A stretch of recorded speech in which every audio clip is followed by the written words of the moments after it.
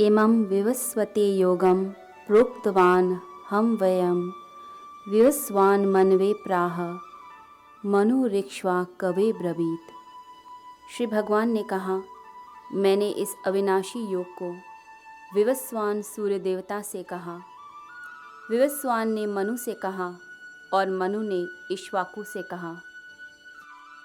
एवं परंपरा प्राप्तम इमं राजर्षयो विदुः सकाले नेह महता योगो नष्टः परंतप।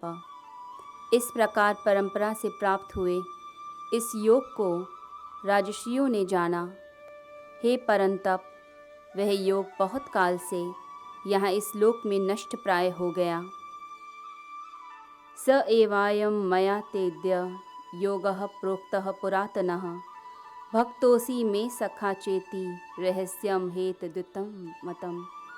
वह ही यह पुरातन योग आज मैंने तुम्हें कहा, क्योंकि तुम मेरे भक्त और मित्र हो। यह उत्तम रहस्य है। इन 18 अध्यायों में भगवान श्री कृष्ण ने मनुष्य की जो समस्याएं हैं उस पर विचार किया है। मनुष्य के जो दुख हैं, संताप हैं, पीड़ाएं हैं, इस पर भगवान ने वार्ता की है, विचार किया है। पहले अध्याय को विषाद योग कहा गया, यानी एक ऐसा अध्याय जिसमें अर्जुन अपनी समस्या को, अपने दुखों को भगवान के चरणों में रखता है, भगवान के चरणों में समर्पित करता है। गीता का हर अध्याय यदि आप ध्यान से देखें तो योग उसमें लिखा हुआ है। जैसे विषाद को विषाद योग कहा गया, कर्म को कर्म योग कहा गया, ज्ञान को ज्ञान योग कहा गया। तो जो पहला अध्याय है इसे योग कहा गया, विषाद योग, क्योंकि अर्जुन का जो दुख था, संताप थे, जो पीड़ाएं थी, वह उसने भगवान श्री कृष्ण के चरणों में समर्पित कर दी। और जब भगवान के चरणों में कोई चीज़ समर्पित हो जाती है तो वह योग ही बन जाती है। दूसरे अध्याय में भगवान ने सांख्य योग की बात करी, योग दृष्टि की बात करी, यानी देह और देही की बात, आत्मा और शरीर की बात। तीसरे अध्याय में भगवान यज्ञ भावना की बात करते हैं, यानी मानवता की सेवा हम करें और अपने कर्मों को इतना निखारें कि कर्म करते हुए हम मोक्ष की प्राप्ति करें। चौथे अध्याय में भगवान यह बताते हैं कि कैसे हम कर्म को और ज्ञान को बैलेंस करें, ज्ञान और कर्म दोनों कैसे हमारी ज़िंदगी में उतरे। तो इस अध्याय की जो शुरुआत हो रही है आज, 4th चैप्टर की, चौथे अध्याय की शुरुआत हो रही है। इसमें अर्जुन शंका करता है, प्रश्न करता है कि भगवान, जो आप ज्ञान हमें दे रहे हैं, क्या वह ज्ञान प्राचीन परंपरा से आ रहा है या यह आपके मस्तिष्क की उपज है। भगवान बड़े प्रेम से, बड़े प्यार से अर्जुन को बता रहे हैं, ज्ञान दे रहे हैं, सत्य बता रहे हैं, परंतु अर्जुन के मन में शंकाएं उत्पन्न हो रही हैं, डाउट्स आ रहे हैं। अर्जुन बार बार प्रश्न पूछता है, भगवान के विचारों पर प्रश्न कर रहा है, बार बार प्रश्न करता है कि भगवान, मुझे शंका होती है, डाउट होता है कि जो ज्ञान आप दे रहे हैं, क्या वह ज्ञान ऑथेंटिक है, क्या वेद सम्मत है, क्या प्राचीन परंपरा से आ रहा है। अर्जुन आर्य संस्कृति में पला बढ़ा है, वही ज्ञान उसने प्राप्त किया है। तो जो आर्य संस्कृति होती है, जो हिंदू संस्कृति है, उसमें कोई भी विचार हो, कोई भी नवीन विचार, उस विचार को पहले परखा जाता है कि क्या वह वेद सम्मत है, क्या वेदों से जुड़ा हुआ है, या यह कोई एक अलग सा कोई विचार है। ब्रह्म विद्या जो है, जो वेद की विद्या है, उससे यदि मिलता है तो उसको एक्सेप्ट किया जाता है, नहीं तो नहीं एक्सेप्ट किया जाता। तो यही चीज़ अर्जुन भगवान श्री कृष्ण से कहता है कि क्या यह प्राचीन परंपरा है, क्या वेदों से जुड़ी हुई बात है, वह सत्य है जो वेदों में बताया, क्या आप उसको बता रहे हैं, या यह जो ज्ञान है सिर्फ आपके मस्तिष्क की उपज है? 4th चैप्टर है, उसकी शुरुआत ही अर्जुन की शंका से होती है। जो हिंदू संस्कृति है, आर्य संस्कृति है, वो ये कहती है कि जो भौतिक उन्नति है, जब हम बहुत ज़्यादा संसार में उलझ जाते हैं तो हम अपनी आत्मा से दूर होते चले जाते हैं। आत्मा से जब व्यक्ति विमुख हो जाएगा, दूर हो जाएगा, तब उसका पतन होने लगता है। और जब व्यक्ति अपनी आत्मा से जुड़ता है, अध्यात्म की तरफ जुड़ता है, तो वह मोक्ष की प्राप्ति करता है। तो हम जितना भौतिक उन्नति करेंगे, जितना हम बाहर की दुनिया में उलझते चले जाएंगे, उतना ही हम अपना नाश करते हैं। तो यहाँ भगवान श्री कृष्ण अर्जुन को समझाते हैं कि जो ज्ञान मैं तुम्हें दे रहा हूँ, वह ज्ञान वेदों से ही उपजा है। भगवान ने स्वयं वेदों की रचना की, वेदों के सृष्टा हैं वह, और भगवान अर्जुन को बड़े प्यार से, बड़े ही प्रेम और करुणा वात्सल्य से समझाने का प्रयास कर रहे हैं कि हे अर्जुन, यह जो ज्ञान है यह वेदों से ही उपजा है, यह वही सत्य है और उसी सत्य को मैं तुम्हें प्रदान कर रहा हूँ। अद्भुत अध्याय है यह, जो 4th चैप्टर है, 4था अध्याय है, अद्भुत है। इसमें ज्ञान की भी बात की गई है, कर्म की भी बात की गई है। इसमें भगवान बताते हैं कि आत्मा तक पहुंचने के लिए, परमात्मा से जुड़ने के लिए आत्मा को अंत में ज्ञान के मार्ग से ही प्रवेश करना पड़ता है। जैसे आप किसी मंदिर में जाते हैं तो मंदिर में प्रवेश करने के लिए द्वार होता है, बिल्कुल ऐसे ही जो लोग विभिन्न साधनाएं करते हैं, अलग अलग मेंटल जिनके लेवल होते हैं, इंटेलेक्चुअल लेवल होते हैं, अलग अलग साधना के क्रम अपनाते हैं, अंत में जब प्रभु के मंदिर में प्रवेश करते हैं तो जो द्वार है वह द्वार ज्ञान का ही द्वार है। और इसलिए शंकराचार्य जी ने गीता के बारे में कहा है कि गीता का जो मुख्य विषय है वह ज्ञान है। तो इस अध्याय में जैसे जैसे हम प्रवेश करते जाएंगे, हमें पता चलेगा कि किस प्रकार से हम अपनी शुद्धि कर सकते हैं, किस प्रकार से प्रभु से जुड़ सकते हैं, किस प्रकार से हम ज्ञान के इस द्वार में प्रवेश कर पाएंगे। यहाँ पर एक बात और ध्यान देने की है कि जब तक शिष्य के मन में गुरु के प्रति प्रेम का भाव, आदर का भाव नहीं आएगा, तब तक जो शिष्य है वह गुरु का ज्ञान भी प्राप्त नहीं कर सकता है। गुरु का ज्ञान यदि प्राप्त करना है तो आदर चाहिए। यदि डाउट्स ही उठते रहेंगे, शंकाएं ही आती रहेंगी, यदि आप सम्मान ही नहीं करते हैं जो बात बोली जा रही है, तो फिर उसका कोई भी मतलब नहीं रह जाता। तो इस 4th चैप्टर के अंदर भगवान श्री कृष्ण अर्जुन के मन को बदलने का प्रयास करते हैं। अर्जुन का मन बदले, उसके अंदर आदर भाव पैदा हो, श्रद्धा पैदा हो, वह सिर्फ शारीरिक तल पे ना सोचे, शरीर केंद्रित उसके विचार ना हो, इंद्रिय केंद्रित उसके विचार ना हो, बल्कि उसके जो विचार हैं वह आत्मा से उपजें, उसकी आत्मा श्री कृष्ण से जुड़ जाए। जब परमात्मा से आत्मा जुड़ती है तभी ज्ञान का आदान प्रदान होता है। कहा जाता है ब्रेन में भी तरह तरह की तरंगें उत्पन्न होती हैं, जिसे अल्फा, बीटा, थीटा और डेल्टा कहा जाता है। जब हम समाधि की अवस्था में होते हैं, बहुत गहरे ध्यान में होते हैं, तब डेल्टा लेवल में प्रवेश करते हैं और उस समय जो ज्ञान है वो हमारे कॉन्शियस माइंड को बाईपास करके हमारे सीधे सबकॉन्शियस और अनकॉन्शियस लेवल में आता है। तो ऐसे ही जब शिष्य एक गहरी समाधि की अवस्था में आता है, गहरे जुड़ाव में आता है अपने गुरु के साथ या परमात्मा के साथ, तो ज्ञान सहज रूप में उसको उपलब्ध हो जाता है। ज्ञान अपने आप ही उसकी आत्मा में प्रवेश कर जाता है। परंतु ज़रूरी है जुड़ना। यदि हम जुड़े हुए ही नहीं हैं, यदि श्रद्धा ही नहीं है तो फिर ज्ञान नहीं मिलता है, फिर वह चीज़ आपके कर्मों में भी नहीं दिखाई देती। अगर सिर्फ टेक्निकल नॉलेज कोई व्यक्ति लेना चाहता है तो कोई ज़रूरी नहीं कि गुरु के प्रति कोई आदर भाव हो, शिक्षक के प्रति आदर भाव हो, परंतु यदि जो शिक्षक है, जो गुरु है, उसके जैसा आप बनना चाहते हैं, उसकी आत्मा का नूर आप अपने अंदर चाहते हैं, तो आपको उनके आदर्शों पे चलना भी पड़ेगा। जो प्रेम, जो आदर होगा, उसी प्रेम और आदर के कारण ही आपके अंदर वह ऊर्जा, वह एनर्जी आने लगेगी, नहीं तो वह ऊर्जा आपके अंदर नहीं आएगी। तो इस अध्याय में भगवान श्री कृष्ण ज्ञान और कर्म दोनों का समन्वय कैसे हो, इसके बारे में चर्चा करते हैं।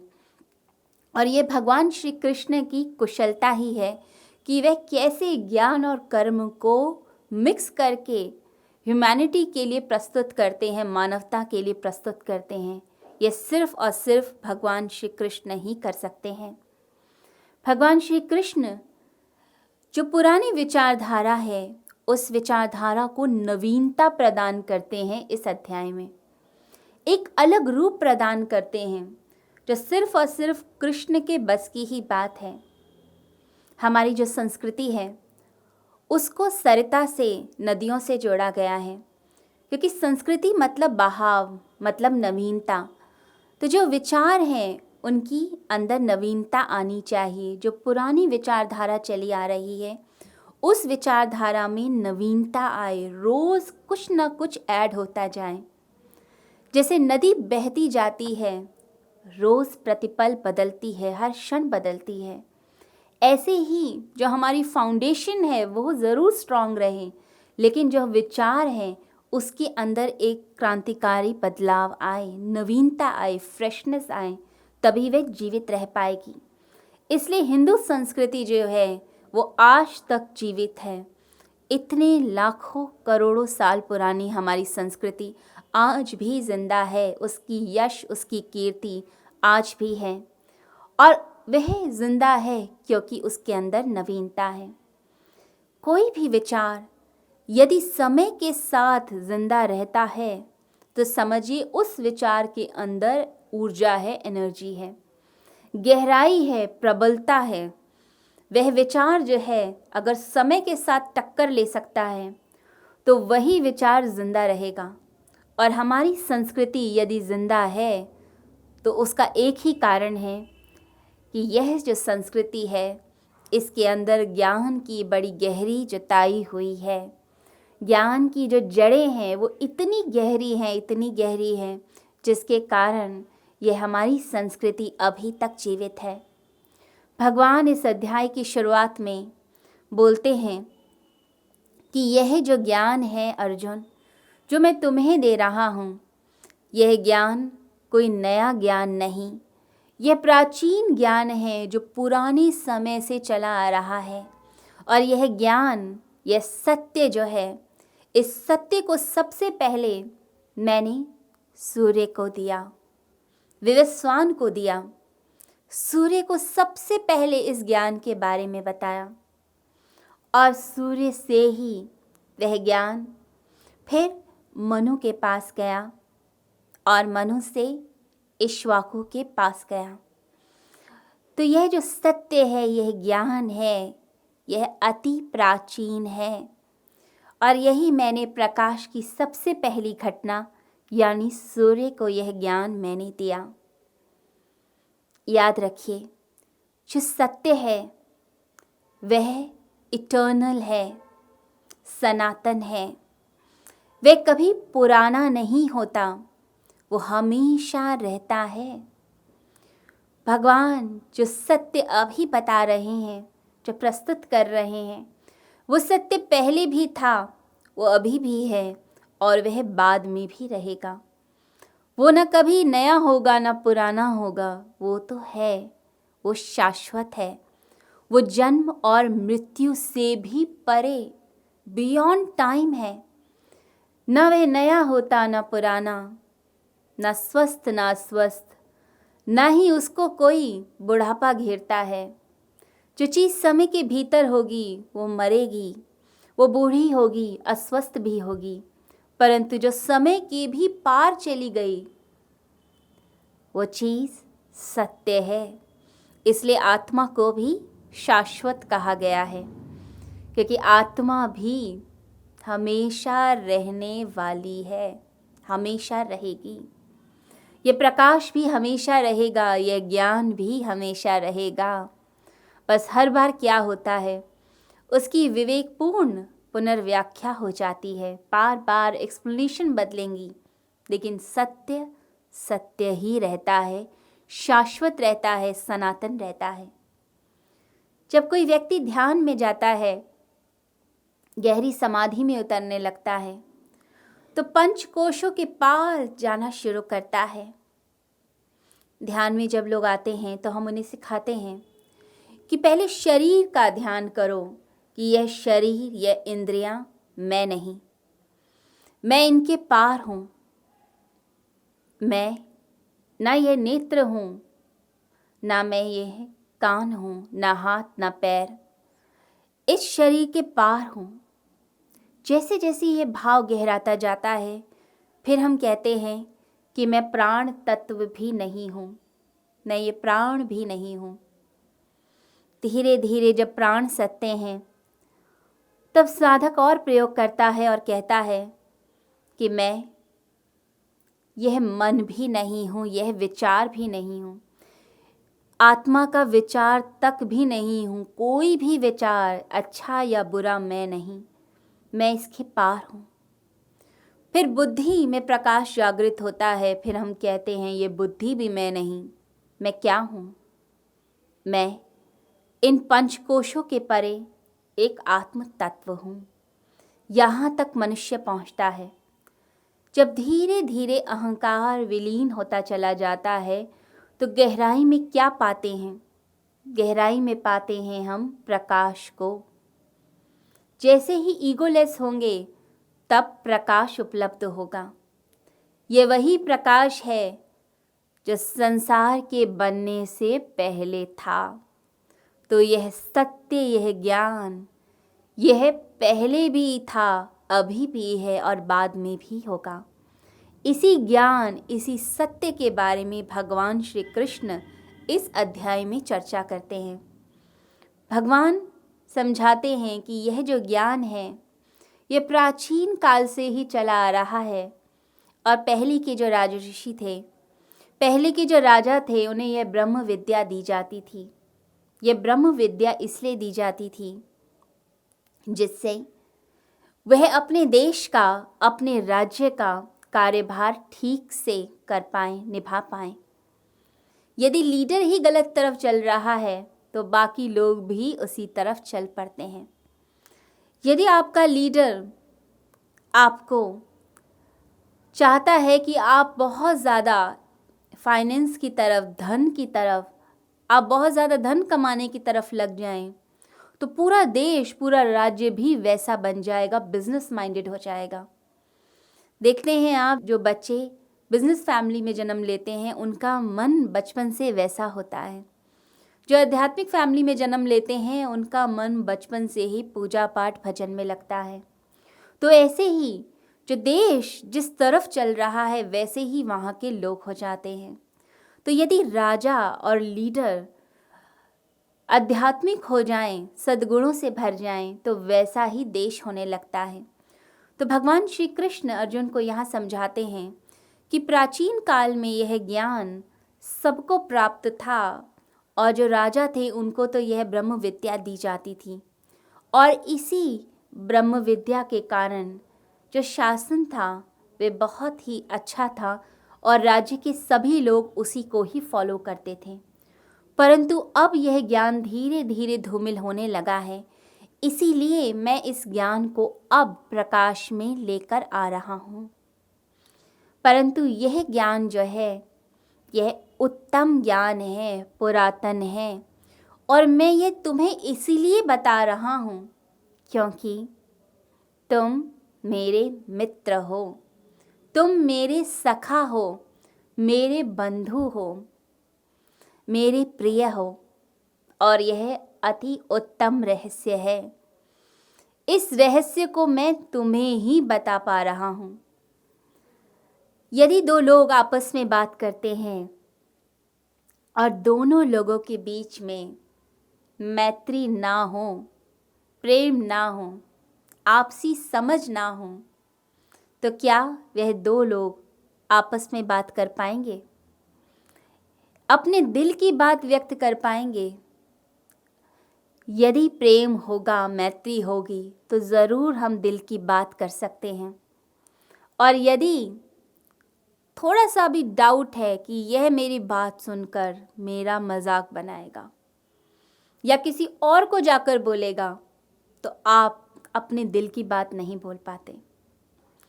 आपसी स्नेह होगा तो आप अपने हृदय की बात प्रस्तुत कर पाते हैं। दो लोग जब बैठते हैं आपस में और प्यार से बैठते हैं तो दिल की बात होती है। और यदि दो शत्रु बैठ जाए या दो लोग जिनमें अनबन हो जाए, तो आप देखते हैं कि ज़ोर ज़ोर से तो बोलते हैं, आवाज़ तो ऊंची होती जाती है, लेकिन कोई भी किसी की सुनता नहीं है। बस अपनी बात बोलने में लग जाते हैं। दूसरा व्यक्ति सुनेगा ही नहीं, क्योंकि शक आ रहा है, डाउट आ रहा है, कलह हो रही है। तो जब आपसी स्नेह होगा तब हृदय की बात निकलती है। ऐसे ही गुरु और शिष्य में जब आपसी स्नेह बढ़ता है, प्रेम का भाव बढ़ने लगता है, तब क्या होगा? तब गुरु कुशलता से उत्साहपूर्ण होकर अपनी बात कह पाते हैं, क्योंकि गुरु को भी पता होता है कि मैं जो बात कह रहा हूँ, इस बात का यह बच्चा पालन करेगा, मेरा शिष्य इस बात को समझेगा। जो मैं मार्ग बता रहा हूँ, इस मार्ग पर ज़रूर चलेगा। और यदि डाउट आता है कि मैं बता तो रहा हूँ लेकिन यह नालायक है, ये तो बिल्कुल मानने वाला नहीं, इसने अभी सुनना है और एक कान से सुनना है, दूसरे से निकाल देना है, तो उत्साह नहीं आता, उमंग नहीं आती। यहाँ भगवान श्री कृष्ण और अर्जुन के बीच में मैत्री संबंध है, प्रेम का संबंध है, करुणा का संबंध है। इसलिए भगवान अपनी बात बता पा रहे हैं और अर्जुन भी अपनी बात पूछ पा रहा है। कोई फीस नहीं है, कोई प्रोफेशनलिज्म नहीं है कि मैंने ये फीस दी है और मेरे टीचर को मुझे यह ज्ञान देना है। ये तो प्रेम के वश में आकर भगवान श्री कृष्ण अर्जुन को यह ज्ञान प्रदान कर रहे हैं। और गुरु भी जब प्रेम के वश में होते हैं तो अपने शिष्य के ऊपर सब कुछ लौटा देते हैं, सब कुछ दे देते हैं। जो उनके पास होता है वो सारा ज्ञान अपने शिष्य को दे देते हैं। तो प्रेम हो बीच में, स्नेह हो बीच में, तो ज्ञान का आदान प्रदान हो सकता है, नहीं तो ज्ञान का आदान प्रदान नहीं हो पाएगा। यहाँ भगवान एक बात और करते हैं कि यह उत्तम रहस्य है। अब इसे रहस्य क्यों कह रहे हैं, वो भी उत्तम रहस्य? जो ज्ञान बुद्धि से लिया जाता है उसकी सीमा है, परंतु जो बुद्धि के भी पार है, उस ज्ञान को प्राप्त करने के लिए एक ऐसे संत की, एक ऐसे अनुभवी व्यक्ति की आवश्यकता होती है जिसने उस सत्य को, उस ज्ञान को, उसको अनुभव में लेकर आया है, उसे महसूस किया है, एक्सपीरियंस किया है। यदि एक्सपीरियंस नहीं किया तो गुरु कैसे बताएगा? कोई कितना भी बुद्धिमान क्यों ना हो, परंतु आत्मा का जो ज्ञान है, उस ज्ञान के लिए आपको गुरु के पास जाना ही पड़ता है, एक अनुभवी व्यक्ति के पास जाना ही पड़ता है, क्योंकि आत्मा ही बुद्धि को ताकत देती है। आत्मा के प्रकाश के कारण ही हमारा ये शरीर चलता है, हमारे नेत्र देखते हैं। कि उपनिषद में साफ साफ लिखा है कि जो हमारी आँखें हैं यह मूव करती हैं, झपकती हैं, क्योंकि आत्मा का प्रकाश है। हमारे ये कान सुनते हैं, हमारे प्राण मूव करते हैं, घूमते हैं अंदर, मन गतिमान होता है, बुद्धि चलती है सिर्फ और सिर्फ आत्मा के प्रकाश के कारण। तो आत्मा जो प्रकाश दे रही है बुद्धि को, बुद्धि उस आत्मा को नाप नहीं सकती। बुद्धि की सीमा है, उस सीमा के दायरे में रहकर बुद्धि काम करती है। अब उस सीमा को तोड़कर वह आगे जाए, आत्मा की तरफ जाए, ये बुद्धि के बस की बात नहीं।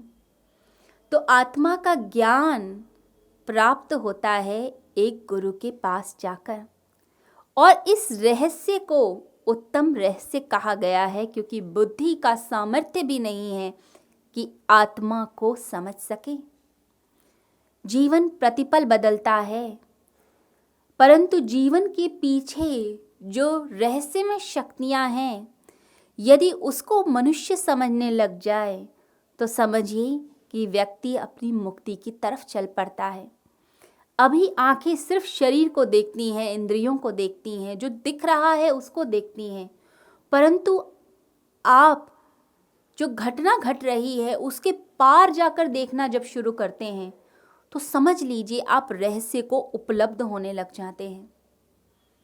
जैसे बिजली का बल्ब जल रहा है, अब बल्ब को देखेंगे तो लगेगा प्रकाश बल्ब दे रहा है, परंतु जो ज्ञानी होगा वो जानता है इस प्रकाश के पीछे का सोर्स क्या है। जो सोर्स की तरफ पहुंच गया, इलेक्ट्रिसिटी की तरफ पहुंच गया, वो रहस्य को उपलब्ध हुआ। उसे पता है वह ज्ञान कि कहाँ से वह पावर आती है जिससे बल्ब जलता है। ये बिल्कुल ऐसे ही है जैसे दो वनवासी शहर में आए और पानी के नलके को देखकर इतने प्रसन्न हो गए, इतने खुश हो गए कि इससे तो पानी निकलता है, कुएं में जाना ही नहीं पड़ेगा। तो जब वापस जाने लगे तो जो टैप था, जो नलका था, उसको तोड़ कर लेकर जाने लगे। तो एक व्यक्ति ने कहा, इसको क्यों तोड़ के ले जाते हो? तो उन वनवासियों ने कहा, क्योंकि इससे पानी आता है। तो शहर के व्यक्ति ने उसको समझाया कि सिर्फ नलके से पानी नहीं आता, नलके के पीछे जो सोर्स है उससे पानी आता है। तो बुद्धि यदि सिर्फ सामने की चीज़ पर लिमिटेड है तो वह उतना ही देख सकती है, परंतु हमें देखना है पीछे, उसके पीछे अदृश्य जगत को। जैसे एक चक्र चलता है ऐसे ही जीवन चलता है, ऋतुएं बदलती हैं। आप एक व्हील को देखते हैं, पहिए को देखते हैं, वो पहिया कैसे घूमता है, उसके बीच में एक कील होती है, वो जो कील है वो स्थिर होती है। अगर कील स्थिर ना हो तो पहिया गोल गोल घूम नहीं सकता, और कील भी घूमने लग जाए तो पहिया तो घूमेगा ही नहीं, वहीं रुक जाएगा। तो जितना भी दृश्य जगत है वो सब जगत एक अदृश्य ताकत के ऊपर निर्भर होता है। ये जितना पदार्थ हमें दिखता है वो सब परमात्मा के ऊपर निर्भर है। जो दृश्य है वो अदृश्य पे निर्भर है। हमें उस रहस्य को जानना है, क्योंकि यह रहस्य उत्तम रहस्य है, और जो इस तक पहुंच जाता है वो समझिए परमात्मा का प्रिय होने लग जाता है, परमात्मा के पास आने लगता है। यहाँ भगवान बार बार सत्य के बारे में भी बोलते हैं कि सत्य पुरातन है, उत्तम है। यह रहस्य पुरातन उत्तम है। पुरातन इसलिए क्योंकि सत्य में ना कुछ ऐड हो सकता है, ना कुछ हम डिलीट कर सकते हैं, ना एडिशन हो सकती है, ना सब्सट्रैक्शन हो सकती है। सत्य सत्य रहता है और हमेशा वैसा रहता है। सत्य को कोई भी बदल नहीं सकता। सत्य के साथ सिर्फ एक चीज़ हो सकती है कि आप सत्य की तरफ पीठ करके बैठ जाएं। जैसे कोई बाज आ जाए तो कबूतर क्या करेगा? अपनी आंखें बंद कर लेगा, सत्य से मुंह फेर लेगा कि कोई बाज है ही नहीं। तो सत्य को लोग जो जानना चाहेंगे उन्हें अपनी आंखें खोलनी पड़ेंगी।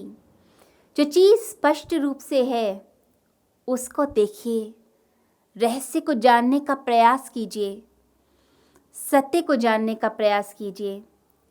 लोग झूठ को निर्मित करते जाते हैं, असत्य बनाते हैं।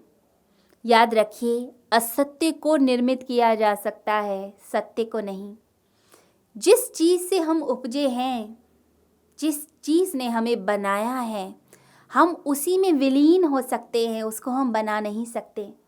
असत्य को निर्मित किया जा सकता है, बनाया जा सकता है, परंतु सत्य को निर्मित नहीं किया जाता। तो सत्य की तरफ जो चलेगा वही परमात्मा का प्रिय होगा। और भगवान यहाँ कहते हैं कि मैं ये सत्य, ये ज्ञान, यह पवित्र ज्ञान सिर्फ और सिर्फ तुम्हें इसलिए बता रहा हूँ क्योंकि तुम मेरे मित्र हो। अब यह बात सुनने में थोड़ी ऐसी लगती है कि भगवान शायद पक्षपात कर रहे हैं। अर्जुन उनका सखा है, मित्र है, बचपन के फ्रेंड्स हैं वह, इसीलिए वह ज्ञान उसको दे रहे हैं, पक्षपात कर रहे हैं और आम लोगों को नहीं दे रहे। दूर से देखने पे पक्षपात लगता है, परंतु यदि गहराई से इसका विश्लेषण किया जाए तो बात समझ आती है कि जो आपकी सुनना चाहेगा, जो आपका प्यारा होगा, उसी को तो आप दिल की बात कह सकते हैं, गूढ़ रहस्य बता सकते हैं, सत्य बता सकते हैं। जो आपकी सुनेगा ही नहीं, उसे आप कितना भी बोलिए जाके, वह व्यक्ति अपने कान ही बंद कर लेगा। जब हमें किसी पे शक होता है कि ये मेरा दुश्मन है, ये मेरा मजाक बनाता है, ये बाहर जाके मेरी चुगली करता है, ये अच्छा नहीं है, ये बुरा है, मेरा बुरा करता है, यदि शक हो गया और वही व्यक्ति आकर आपसे ज्ञान की चर्चा करने लग जाए तो आप उसकी एक बात नहीं सुनते। आप कहते हैं ये सब मनगढ़ंत बातें बता रहा है, झूठी झूठी बातें बनाता है, मीठी मीठी अभी सामने, और पीठ पीछे फिर यह जाके कुछ और बातें बनाएगा। इस पे तो बिल्कुल विश्वास नहीं करना। और यदि आपका मित्र, आपका प्यारा आपके पास आए और असत्य भी बोल दे तो भी आप मान जाते हैं, क्योंकि गहरा विश्वास होता है। तो भगवान जब कहते हैं कि तू मेरा मित्र, तू मेरा सखा, तू मेरा प्यारा, तो भगवान यह जब बताते हैं, कहते हैं कि तू मित्र है, इसीलिए तो बता रहा हूँ, क्योंकि अर्जुन ने अब हृदय के द्वार खोल दिए कि अब मैं आपकी सुनने को तैयार हूँ, इस ज्ञान को लेने को तैयार हूँ। नहीं तो लोग ज्ञान को लेना भी नहीं चाहते। आप किसी अपरिचित व्यक्ति के पास जाइए, एक अननोन व्यक्ति के पास, और वहाँ जाकर कोई बात करने लग जाएं, तो क्या वह ग्रहण करेगा आपके ज्ञान को? तो नहीं करेगा, क्योंकि वो आपको जानता नहीं। जब आप किसी को जान जाते हैं, किसी से प्यार करने लगते हैं, किसी को अपना लेते हैं, तब आप उससे रहस्य की बात भी करते हैं, वो बात भी करते हैं जो आप दुनिया में किसी से भी नहीं कर सकते, शेयर करने लगते हैं। जैसे सूर्य निकलता है, अब सूर्य निकला हो और कोई व्यक्ति कहे नहीं, मैं सूर्य को नहीं देखना चाहता, आंखें बंद कर लें, बिल्कुल ऐसे ही हाल होता है उस व्यक्ति का जो अपने दरवाजे बंद कर लेता है। यहाँ अर्जुन ने हृदय के द्वार खोले हैं, इसलिए भगवान अपनी बात उसे बता रहे हैं, ये उत्तम रहस्य बता रहे हैं कि अर्जुन, अब मैं तुझसे दिल की बात करता हूँ। नदी बह रही है और कोई नदी का जल ही ना ले। नदी नहीं मना कर रही कि तुम जल ना लो, पर आप ही झुक के उस जल को नहीं लेते हैं, अंजलि में नहीं भरते हैं, तो गलती आपकी है। जब कोई प्यारा आएगा, फ्रेंड्स आते हैं, तो कैसे आप चहक उठते हैं, नए नए पकवान बनाते हैं, बातें करते हैं। और कोई अनजाना व्यक्ति आ जाए तो कैसे एकदम से कॉन्शियस हो जाएंगे। आप अपनी चीज़ें ठीक करने लग जाते हैं, घर व्यवस्थित करने लगते हैं, सोच के बोलने लग जाते हैं। तो यह जो ज्ञान भगवान दे रहे हैं अर्जुन को, यह उत्तम रहस्य है, प्राचीन है, यह पवित्र ज्ञान है, यह वेदों का ज्ञान है, यह स्वयं भगवान के मुख से निकला है। तो श्री भगवान यह जो ज्ञान दे रहे हैं अर्जुन को, ये समझिए कि साक्षात वह परमात्मा का रूप बन के वह अर्जुन के हृदय में उस ज्ञान को आरोपित कर रहे हैं, उस ज्ञान को दे रहे हैं, और अर्जुन भी अपने खुले हृदय से उस ज्ञान को ले रहा है। यहाँ बार बार भगवान अर्जुन को याद दिलाते हैं कि तू मेरा मित्र है, क्योंकि मनुष्य की जो बुद्धि है वो बार बार ऐसी होती है कि भूल जाती है, विस्मरण हो जाता है। हम बार बार सिकुड़ जाते हैं, जैसे कई दिनों के बाद कोई दोस्त मिले, ऐसा लगता है जैसे कुछ गैप हो गया, फिर आप उससे वह बातें करते हैं कि हम ऐसे बातें करते थे, हम इस तरह मिलते थे, तू मेरा प्यारा मित्र है, तू मेरा अच्छा मित्र है। तो जब ऐसी बातें करने लग जाते हैं तो फिर दोबारा से वही प्रीति, वही प्रेम याद आता है। तो भगवान बार बार अर्जुन को याद दिलाते हैं, बार बार अपनी बात कहने का प्रयास करते हैं और बार बार समझाते हैं कि यह जो ज्ञान है, यह ज्ञान मैंने सूर्य को दिया। यह ज्ञान प्राचीन काल से चला आ रहा है, राजाओं को यह ज्ञान दिया गया, यह ज्ञान मनु को दिया गया, यह ज्ञान इक्ष्वाकु को दिया गया। परंतु हैरानी की बात यह होती है, बार बार अर्जुन के मन में शंका आती है, बार बार प्रश्न आता है और अर्जुन फिर भगवान से प्रश्न पूछता है कि आपका जो जन्म है वह तो अभी का है, फिर आपने कैसे सूर्य को यह ज्ञान दिया? फिर दोबारा से प्रश्न पूछने लग जाता है। हैरानी की बात है, भगवान अध्यात्म की ऊंचाई से बोलते हैं और अर्जुन, उसकी दृष्टि शरीर केंद्रित है। वह बार बार शरीर के तल पे आ जाता है, बार बार भगवान से कहता है कि मैं कैसे भरोसा करूं। बार बार प्रश्न पूछता है कि जन्म तो अभी का, तो कैसे बताया सूर्य को। एक आम इंसान में अगर देखा जाए, एक आम इंसान को लगेगा यह क्वेश्चन रेस होना तो स्वाभाविक है, नेचुरल है। परंतु यदि अध्यात्म की ऊंचाई से देखा जाए तो यह प्रश्न यह बताता है कि भरोसा नहीं। भगवान ने यह बात इसलिए अर्जुन को बताई कि अर्जुन विश्वास कर सके भगवान श्री कृष्ण की बातों पर, उनके ज्ञान पर, उस सत्य पर, उस पवित्र ज्ञान पर जो भगवान दे रहे हैं। परंतु अर्जुन को भरोसा जागता नहीं। देखिए, या तो भरोसा होता है किसी पर या भरोसा नहीं होता है। जब हम कहते हैं कैसे भरोसा करें, तो इसका मतलब है आप भरोसा नहीं कर रहे। फिर कोई कितनी भी कोशिश करे भरोसा दिलाने की, तरह तरह के प्रश्न आने लग जाएंगे। एक प्रश्न, फिर दूसरा, फिर तीसरा। तो ये प्रश्न फिर इनफाइनाइट हो जाते हैं, बहुत सारे आ जाते हैं। यदि विश्वास है तो विश्वास है, विश्वास नहीं तो बिल्कुल नहीं। भगवान अर्जुन के मन में दृढ़ विश्वास जागे, इसलिए कहते हैं कि यह बात सूर्य को बताई। परंतु अर्जुन फिर दोबारा से प्रश्न कहता है कि आपका जन्म तो अभी का है। भगवान मैत्री में बात करते हैं, प्रेम में बात करते हैं, तू मेरा मित्र, तू मेरा सखा, तू मेरा प्यारा।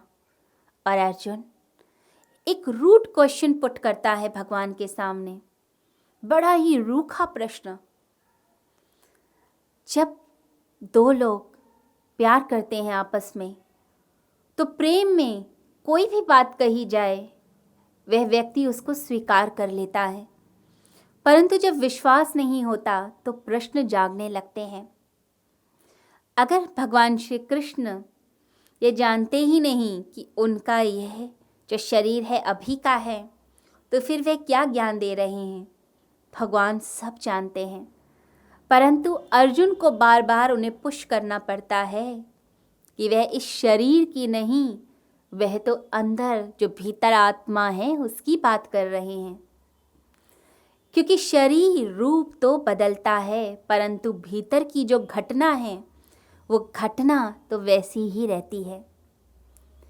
कहते हैं रामकृष्ण परमहंस बैठे बैठे समाधि में चले जाते थे, मन एकदम परमात्मा में लीन हो जाता और पूर्ण रूप से भगवान में रम जाते।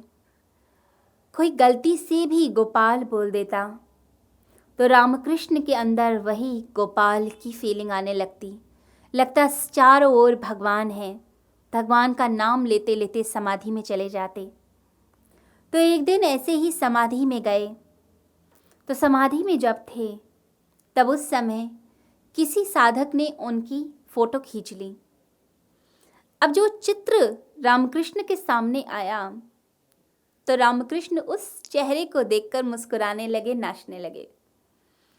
अब जितने भक्त थे वो हैरान हो गए कि हमारे गुरु को क्या हुआ है, रामकृष्ण को क्या हुआ। अपने ही चित्र को देखकर हंस रहे हैं, मुस्कुरा रहे हैं, नाच रहे हैं। बार बार चित्र के पास जाएं, खुशी मनाएं। तो शिष्यों ने पूछा कि ऐसा क्यों करते हैं आप। तो रामकृष्ण बोले कि यह जो चित्र तुमने मेरे सामने रखा है, यह सिर्फ मेरा चित्र नहीं। मैं जब समाधि में गया तो यह समाधि का चित्र है। उस समय सिर्फ ये रूप, ये शरीर ही नहीं, भीतर जो घटना घट रही थी परमात्मा की, ये उसका भी चित्र है। इसीलिए खुशियाँ मना रहा हूँ, इसलिए नाच रहा हूँ, इसीलिए मैं आनंदित हूँ। तो यहाँ भी भगवान जो बात बता रहे हैं वो अंदर की घटना की, अंदर के ज्ञान की बात बता रहे हैं।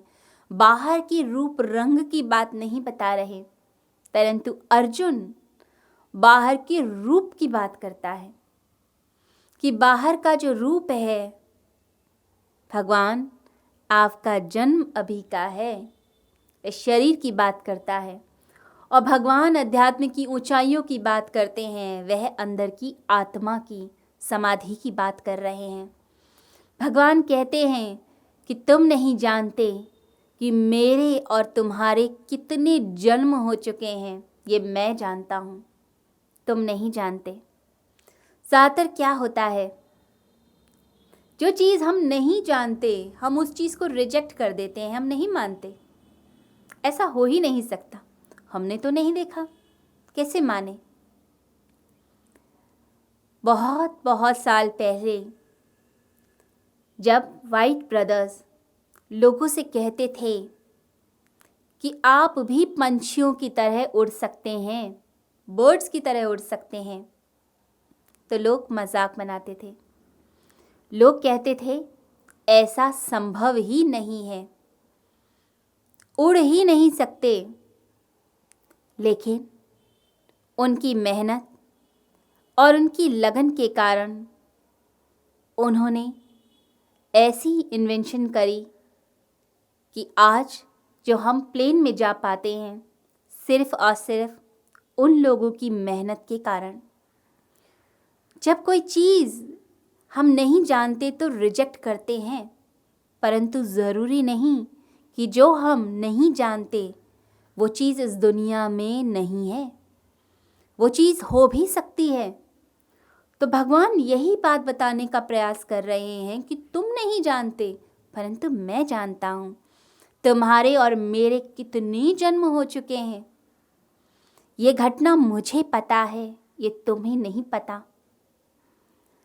अब 12वीं सदी में क्या हुआ ये हमने नहीं देखा, परंतु इसका मतलब ये तो नहीं कि 12वीं सदी नहीं थी, वो थी।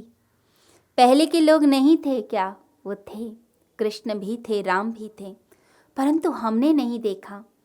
हमने नहीं देखा इसलिए हम डाउट करने लग जाते हैं, परंतु चीज़ें हैं, रहस्य हैं, शक्तियाँ हैं, और वो सब हमारे माइंड में अगर देखा जाए, जो सारी घटनाएं जो हमने अनेक अनेक जन्मों में एक्सपीरियंस की, वो सब चीज़ें हमारे अनकॉन्शियस माइंड में स्टोर हैं।